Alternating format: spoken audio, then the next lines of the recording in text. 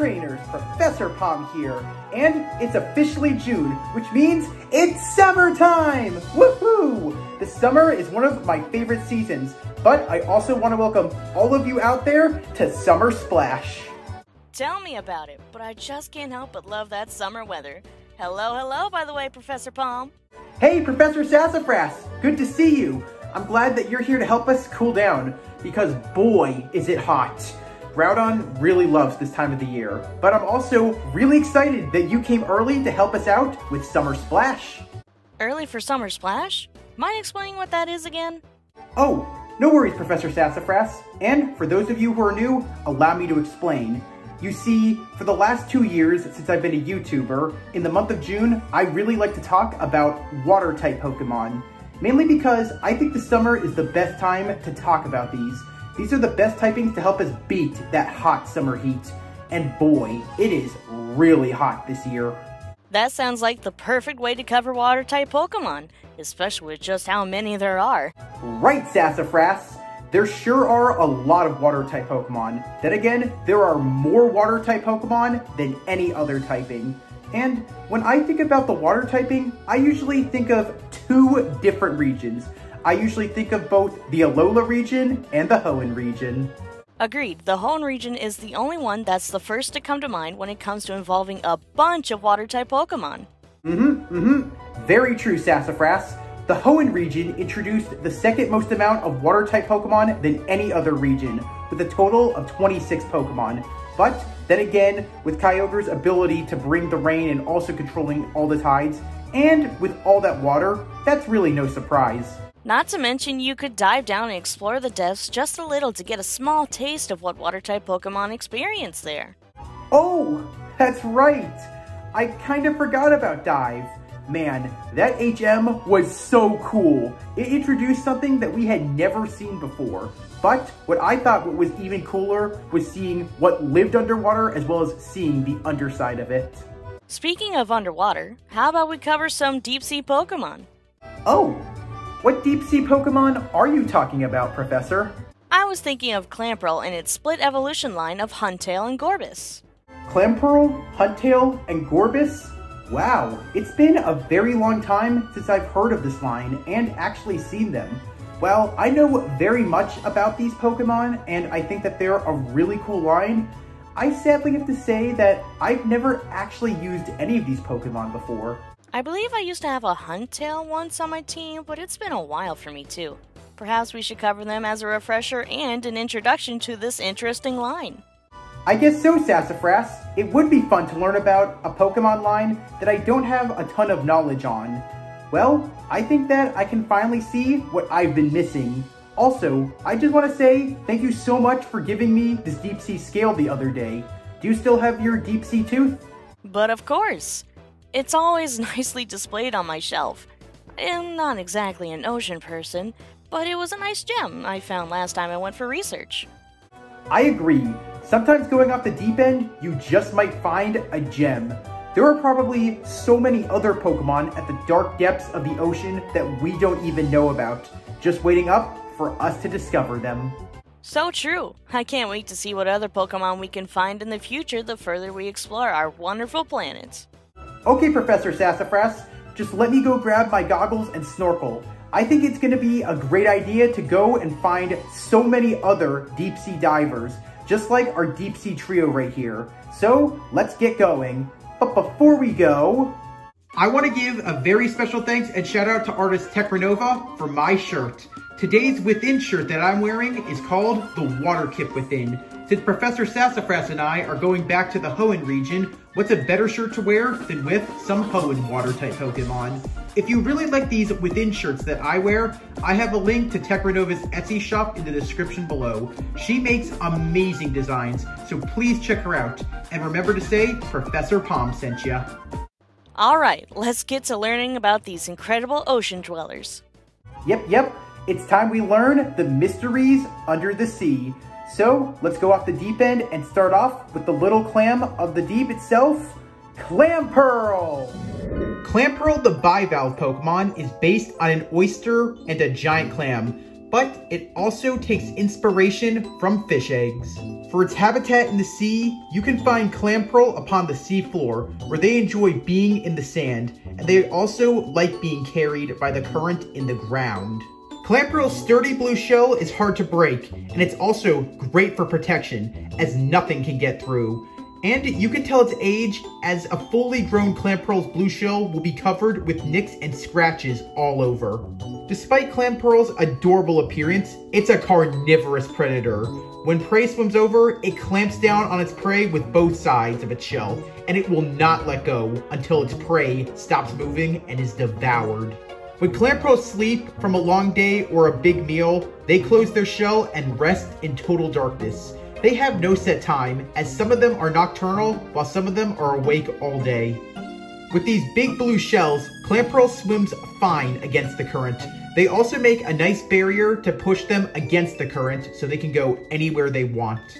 Just like with real clams and oysters, clamperl makes pearls. However, it only makes a single pearl during its lifetime. In fact, if you find a clamperl, there's a 5% chance you might just find it holding the big pearl, which it made on its own. These pearls made by clamperl have mysterious powers that can amplify psychic power. Yet, despite this, clamperl does not learn any psychic type moves, and it's not a psychic type Pokemon. On the subject of pearls, in the Alola region, clamperl's pearls are exceptionally precious to people of the Alola region, as they fetch a good price. They're so well loved that some weddings in the Alola region don't have the bride with a diamond ring, but rather a pearl ring. It's been hinted that clamperl has lived as long as the prehistoric days, and it was a major predator to both Lileep and Anorith. Because it feasted on these Pokemon so much, this forced them to come out of the water. If you find a clamperl on the beach, the best thing to do is to throw it back into the ocean, but be careful, as these Pokemon become very aggressive and can clamp down on you. However, finding a clamperl is also seen as a lucky sign. In the Sinnoh region, clamperl are preyed on by Drifloon, who carry them into the sky and enjoy making a meal out of these clams. With their ghost mouths, they can eat through the shell and eat the little thing inside. Clamperl debuted in the Advanced Battle episode, Clamperl of Wisdom, as a resident of Maisie Island. Spoink lost its pearl, and it took to a blue pearl that was created by Clamperl from Isaiah's lab. As lovely as pearls are in oysters and clams, just like with clamperl, they have the ability to turn into so much more. And when clamperl evolves, it becomes not only one, but two different creatures. With Huntail when given the Deep Sea Tooth, and Gorebyss when given the Deep Sea Scale. Well, Professor Sassafras, seeing that you have the Deep Sea Tooth on you, and I have the Deep Sea Scale, why don't you teach us everything we need to know about the deep angler, Huntail? Huntail, the deep sea Pokemon, is based on eels, specifically the gulper eel and the moray eel. It also draws inspiration from the viperfish and the oarfish. For its habitat in the sea, Huntail lives in the extreme depths of the ocean. Huntail loves the endless darkness of the oceans as well as the chilling deep temperatures that it swims in. While we have known Huntail for a while, its presence went unnoticed by divers and researchers for a long time because of how far Huntail lives underwater. The deeper you go in the ocean, the heavier the pressure gets, and for Huntail to withstand the crushing pressures, Huntail's spine is very thick and sturdy, so the pressure never hurts it. Some believe that the ones who go the farthest are the strongest. Even though Huntail has small pupils, its eyesight is incredible. You see, Huntail's eyes can see clearly even in the murky, dark depths of the ocean. Even in total darkness, it can see as clear as day. Since it doesn't have a lot of fins, Huntail's not the strongest of swimmers, so this Pokemon swims by wiggling its slender body like an eel or a snake in order not to be pulled in by the tides. When it's on the seafloor, they move very quickly and have no trouble avoiding the current. When looking at Huntail's body, you'll notice many spots on it, and these can illuminate it well. They use this to communicate with each other and light up the darkness. It's also used for hunting. Huntail uses its tail shaped like a fish to attract prey. They also know how to mimic the sounds of other water-type Pokemon. When they attract prey, Huntail then swallows its prey whole in its large, gaping mouth. Despite their big teeth, they enjoy one big gulp. Huntail's sharp teeth can do some serious damage, but these are only used for battle instead of eating. These teeth pack a lot of power as they can easily bite rocks and coral reefs to bits. Speaking of gulps, when Huntail is close by, you'll hear the sound of gulping. This is done to let them know that they're not alone. These sounds are also made to alert others if prey is swimming close by. In the Alola region, according to tradition, when Huntail washes up on shore, you might want to stay alert as it's a sign of something unfortunate will happen in the near future, like oarfish. Huntail debuted in the episode in the Evolutionary War, where it is common for people living on the ABC Islands, like Keith, to own Huntail. A person has to be on Island C to evolve Clamperl into Huntail. Normally, we would end things here, but there's more to Clamperl and Huntail that meets the eye. So we're gonna do something interesting. We're gonna de-evolve our Huntail back into Clamperl. But this time, we're gonna give it a different item, the deep sea scale. Now let's evolve it into a whole new creature, the pretty pink eel, Gorebyss. Well, Professor Palm, teach us everything we need to know about this pretty pink eel of the sea. Gorebyss, the South Sea Pokemon, is based on eels, specifically the deep sea snipe eel. However, Gorebyss also resembles a pipefish as well as an oarfish. For its habitat in the sea, Gorebyss lives in southern seas, as they prefer the salinity and the density. It also likes the coldness of the extreme depths of the southern oceans.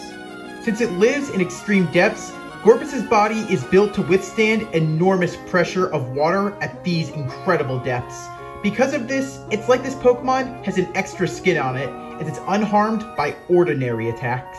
Unlike with its previous evolution of Clamperl, as well as with its counterpart of Huntail, Gorebyss are extremely strong swimmers. They can swim at speeds of 20 miles per hour. In fact, its swimming form is so exquisite and elegant that there's even a swimming style known as the Gorebyss style by pro swimmers. Although Gorebyss is a picture-perfect Pokemon of elegance and beauty while swimming, it's all a ruse, because this Pokemon is one of the most cruel and violent you will ever meet in the sea, as they are feared predators by so many other Pokemon. Gorebyss's long and thin mouth is as sharp as a blade when it attacks. It's so strong that it can even break through the thickest of glass with one jab. It also can break a bone in half like it was a twig. When Gorebyss spots prey, it stabs its thin mouth into its prey's body deep in there, and then it drains the prey of all of its body fluid. Once there's nothing left, the leftover sinks to the sea floor, where it becomes a meal for any other predator Pokemon. As quick as they are to anger, some Gorebyss can be very docile. In fact, not all of them are predators. Some of them just feast on the seaweed and live in the rocks. Sometimes they can also be cowards, as when a bigger water-type Pokemon swims by, they flee out of fear. As beautiful as Gorebyss's pink coloring is, did you know that Gorebyss can shift its colors? The colors on its body can change depending on the water and temperature. Since they're most active during the spring, they're often seen as pink as a cherry blossom. The coloration of Gorebyss in the Alola region is almost blindingly vivid. It's said to be a sign of good things to come if you happen to see one swimming. Some Gorebyss like to perform for others, and they put on quite a show. In fact, some Gorebyss even have a special dance that they use to attract mates. Gorebyss made its debut in the Advanced Battle series episode, The Evolutionary War, where it was under the ownership of several residents of ABC Island. One such Gorebyss was also owned by Nancy. These three deep-sea Pokemon all have really cool things to talk on, as the life under the sea has a lot more than meets the eye. So here's some fun facts and tidbits about Clamperl, Huntail, and Gorebyss. Clamperl is currently the only Pokemon that has a split evolution to both evolve from being traded with an item. Huntail and Gorebyss's tails are unique. You see, Huntail's tail is the same shape as Gorebyss's head, while Gorebyss's tail is the same shape as Huntail's head. Clamperl's back sprite changed so much from the Gen 3 games, as it gained groves on its shell in all the future games. Despite their pure water typing, both Huntail learns a lot of Dark-type moves, while Gorebyss learns a lot of Psychic-type.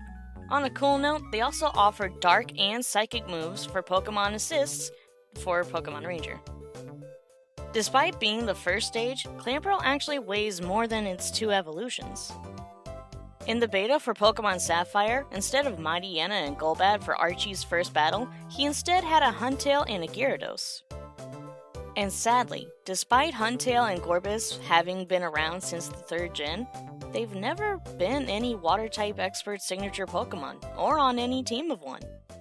Clamperl, Huntail, and Gorebyss may be some aggressive Pokemon of the deep, but even they have weaknesses when they battle. Being pure water types, they're weak to only 2 types of moves, being Electric type and Grass type. So they only have 2 weaknesses, which isn't bad for our fellow deep sea Hoenn friends. But now you'll see how tough you are when they take on Pokemon with their water type moves, which are super effective on Pokemon who are Fire type, Ground type, and Rock type. With these 3 strengths, Huntail, Gorebyss, and Clamperl have all gained a fin up on their weaknesses, and with their savage nature of the water, there's a reason why these types fear going into the deep end. Jeez, Clamperl, Huntail, and Gorebyss are proof of how much we've been missing. I always knew the sea was full of many Pokemon, but seeing what's deep below is amazing, yet at the same time, terrifying. I think that there's a good reason why Dive is no longer an HM. I can definitely agree with that, but they're also so interesting. Who knows what we'll discover next the more we explore and get to know our oceans. I find Clamperl rather fascinating, how it could turn into 2 completely different Pokemon. I never expected to see something like this ever happen. This Pokemon may be based on a Pearl, but with Clamperl's ability to turn into either Huntail or Gorebyss, it truly is a diamond in the rough. Honestly, I would love to see more Pokemon have split evolutions, especially as it would be amazing to see how their environments can affect what they change into, just like Clamperl's evolutions. For this line, we sure have something really cool with Clamperl, Huntail, and Gorebyss. The Hoenn region truly introduced some of the most unique water-type Pokemon and evolutions ever. I hope that in the future we get to go underwaters again, because I really want to see more Pokemon like this that come from the depths. It would definitely be interesting to see more underwater exploration. Maybe something similar to Gen 3 and what we had in Black 2 and White 2, with that underwater temple would be amazing, and to have the ability to see and catch Pokemon just like Clamperl down there too. Thank you so much, Professor Sassafras. I had a wonderful time learning about Huntail, Gorebyss, and Clamperl with you. I actually had no idea about these Pokemon, but now I know just how impressive they are. I guess even a professor like myself has a lot more to learn. Oh, before we end this, why don't we ask our fellow trainers here a few questions? I don't see why not. Let's see what they think. So trainers, the Hoenn region introduced a lot of water-type Pokemon, with a total of 28. Who is your favorite Generation 3 water-type Pokemon introduced, as well as favorite Generation 3 water-type line? If you caught a Clamperl and could evolve it into either Huntail or Gorebyss, which one would you choose, and why? We sure have a lot of water-type Pokemon that live in the oceans as well as lakes and rivers. Out of all of them, who do you think is probably the scariest water-type Pokemon ever? Do you think that Dia was a fun HM in the Hoenn and Unova games? Do you think that it should come back for more regions, or was it good with just the 2? Out of all 9 regions that we've been to, from Kanto to Paldea, which region introduced the best water-type Pokemon? And also, which region do you think introduced the most vast of oceans? And since Huntail learns a lot of Dark-type moves and Gorebyss learns a lot of Psychic-type moves, should they have been dual water types? I'm glad that you could join us again, Professor Sassafras. It's always a pleasure to have you, my friend. I hope that you have a wonderful summer. I know it's going to get very hot for you, so I hope that you find a way to beat this horrible heat. So maybe go for a swim, or maybe get yourself a nice glass of soda pop, water, or even some fresh lemonade. Of course, it's always fun to cover Pokemon here, especially since it gives people a chance to explore and maybe find their new favorite Pokemon. Anyways, catch you all later. I need to go out and catch some rays. I hope you all have an amazing day. See you, Professor Sassafras. Well, trainers, if you liked what you saw, then please leave a like. If you have any questions, you want to answer any of the questions Professor Sassafras and I just threw it at you, you want us to collaborate again on a certain Pokemon or a certain thing in the Pokemon world, or you want me to talk about something going on in the current events of Pokemon, then please comment. And as always, if you liked what you saw and you want to see more, smash that subscribe button. I hope that you enjoyed the first video of Summer Splash. The summer is only gonna get even hotter, so we might as well swim for it. So, Summer Splash is gonna keep going. And thanks for watching, trainers. Palm out.